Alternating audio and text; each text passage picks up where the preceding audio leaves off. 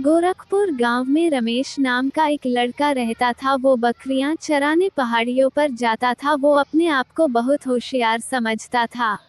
रमेश अपनी बकरियों को लेकर पहाड़ की ओर उन्हें चराने जाता है।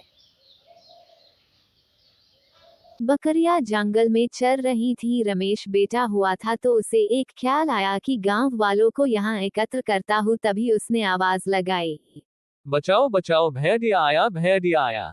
तभी पास में काम कर रहे किसान रमेश को बचाने के लिए उसके पास आते हैं और पूछते हैं, किधर है भेड़िया। तभी रमेश कहता है, मैं तो आप लोगों को चेक कर रहा था कि बचाने आते हैं कि नहीं। ये सुनकर किसान वापस चले जाते हैं। अगले दिन फिर रमेश बकरियां चरा रहा था तो उसके मन में फिर ख्याल आया कि आज फिर गांव के किसानों को उल्लू बनाया जाए। बचाओ बचाओ, मेरी बकरी को भेड़िया ले गया, अरे कोई तो उसे छुड़ाओ।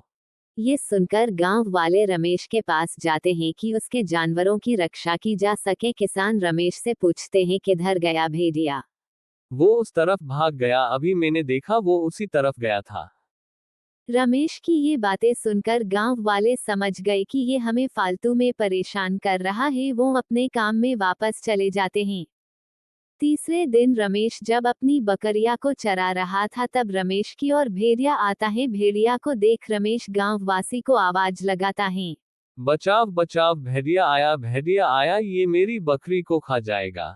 तभी भेड़िया रमेश की 2 बकरियों को खाकर डकार लेकर चला जाता है।